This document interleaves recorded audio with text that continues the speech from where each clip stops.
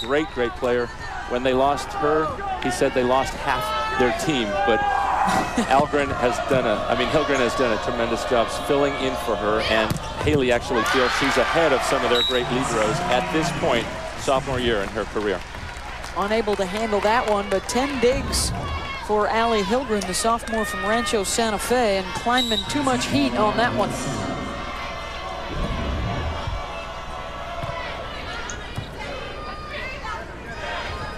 Copenhagen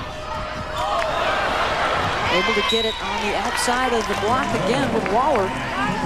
5 kills now for Diane. And one of the reasons why Haley was so happy that Copenhagen came back a few weeks ago is he felt like she needs 3 or 4 weeks to get her rhythm back.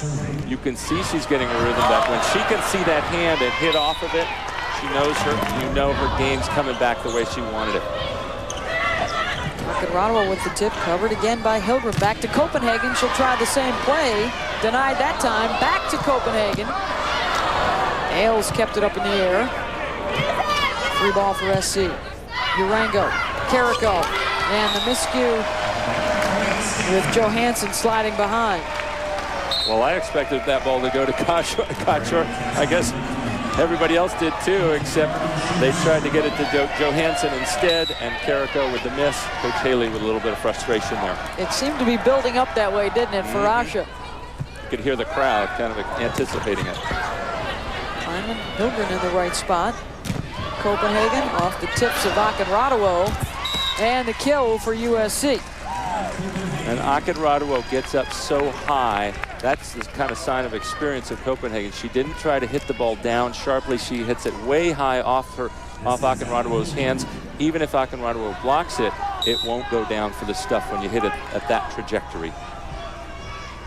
Hilgren serving. Keogh looks to Faluka, missed it wide.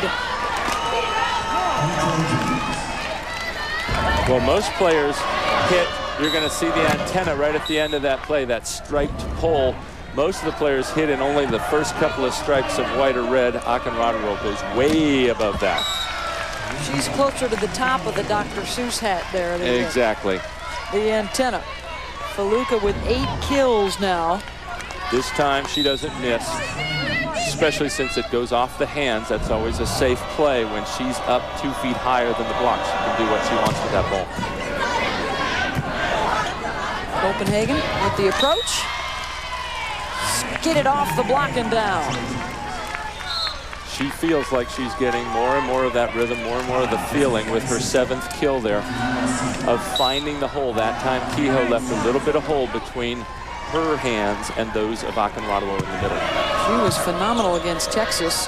Had a double-double, did not commit an error in their regional final. And I think surprised a lot of people in the volleyball community that they dispatched the Longhorns that easily. They swept them 3-zip to advance to the national semis. It surprised me. I thought that was going to be the most competitive of the 4 regional finals. Instead, it was Stanford at home against UCLA that had the toughest of the regional finals to move on. Kleinman, Hilgren with a good get. Jessica Geisen, no. Barboza rejected. Another nice defensive play by Hilgren to keep that ball alive. That time at the end, Barboza tries to turn it back down the line. Carrico with a really strong right hand there to stop it. Now Carrico back to serve. Kehoe looks to Barboza. They go right back to Cynthia, and she beats the block that time. And good adjustment. Again, this pair of outside hitters for Stanford, Kleinman and Barboza, are capable of hitting radical angles, and that one landed inside the 10-foot line. Geisen pulled back so far she couldn't even have a chance at that. She didn't expect it to go that sharp. Kocher rejected and off the head of Hilgren for the kill. And you would actually expect this to happen more often than it does on Kocher because the sets go to her so often. A team can set up a block better. Oh. Kehoe letting USC off the hook there. When you get a big point like that, you want to make them work for the next one and get that serve in. Rarity on the error from Bryn. Still a 3-point lead. USC led throughout game 1, and they picked up the win in the opener. Stanford has had the lead throughout game 2 as they try an inch closer to equalizing this.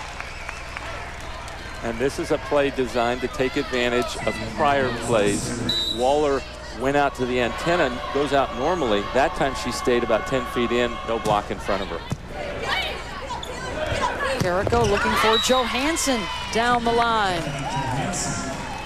Couple of kills right down that line for Bethany. Stanford right now seems to have cleaned up its game a little, passing the ball a little bit better. That three-point advantage, they want to build on that. SC is going to have to make its move soon if it wants to go into the break 2-0. Cardinal riding an 11-match win streak. Their last loss was to USC back on October 27th. They've been on a terrific run since then. Southern California is on a 9-match win streak. And despite the big win over Texas, when we asked Mick Haley about it, he said, you know what, we didn't play all that great. We're going to have to be even better tonight. And so far, they've done that. Well, he knows how strong Stanford is, and he saw how well Stanford served in last year's semifinals. He was fearing that tonight. And a timeout there from Haley as he talks with his setter, Taylor Carrico. Stanford on top here in game 2.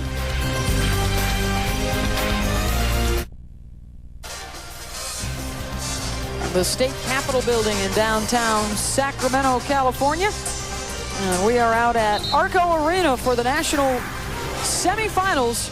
USC taking the opener. Now Stanford in control here in game 2, best 3 of 5. The NCAA Women's Volleyball Championship continues with the championship match on December 15th at 9 o'clock Eastern on ESPN2. For more information on the Women's Volleyball Championship, go to ncaasports.com, the official online home for all 88 NCAA championships in this month of championships with the NCAA on the ESPN family of networks. Men's College Cup and soccer also going on this weekend. You've got the D1 football championship, the D2 and D3 football championships also taking place this weekend.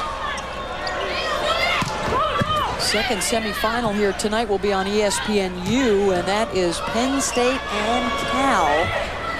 The tip from Akinradawo and the kill. Let's check in with Kathy Nelson. Thanks, Beth. That last time out, Coach Mick Haley spent time talking exclusively to his sophomore setter, Taylor Carrico. Encouraged her, not just what you said, Karch, to get the ball to Kutcher more, but to get it to her smarter. He wants her to run the middle a little bit more, try to loosen up that block so she doesn't have a huge double block looking at her every time. Beth? Akinradawo from Kehoe for the kill. Well, I think Kutcher needs to, when you have a hitter that you ride that hard and give her so many sets, she needs to keep her rhythm. So not only does she need smart sets, but she needs volume too. They went away from her after having all that success in the first game. No need, if something works, you've got to keep going with it. And their hitting percentage has dropped almost 100 points here in game 2, not setting Kutcher quite as much. And she will go out now as she rotates to the back row. And Chelsea Wilson will come on to serve here, down 25-19. Kehoe to Akinradawo, a 6-2 run right now for Stanford. Feluca now with a dozen kills. And in fact, Haley's having Carrico sit out for a little bit here with Wilson setting, giving her a little bit of relief. Talk to him just a bit. There is Wilson. And on her first set attempt of the night, she's called for the double contact. It's hard to sit out for 45 minutes and then come in and make a good play, but a good setter shouldn't double contact the ball, even if she's cold. Caitlin Bishop has also come in to replace Zoe Garrett in the Southern California lineup. Kleinman, overpass. She jumps on that for the kill.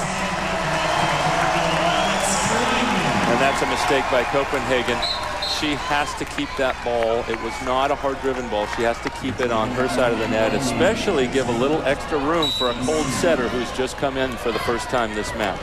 Mick Haley now going to his bench here late in game 2. Kimmy Rollleader is in. Kleinman making it look easy right now. This is the Stanford team from the regular season. They're hitting close to .430. And it is game point for the Cardinal trying to tie it up. Lichtman serving. Wilson sets roll leader. And they stave off 1 game point. And while Copenhagen was out, Rolleder did a nice job. So did Urango. They had several freshmen get some really good experience. Now they're getting some more, trying to get a little rhythm back going into the break. Kehoe to Kleinman. The Cardinal tie it up here in the national semis at 1 apiece.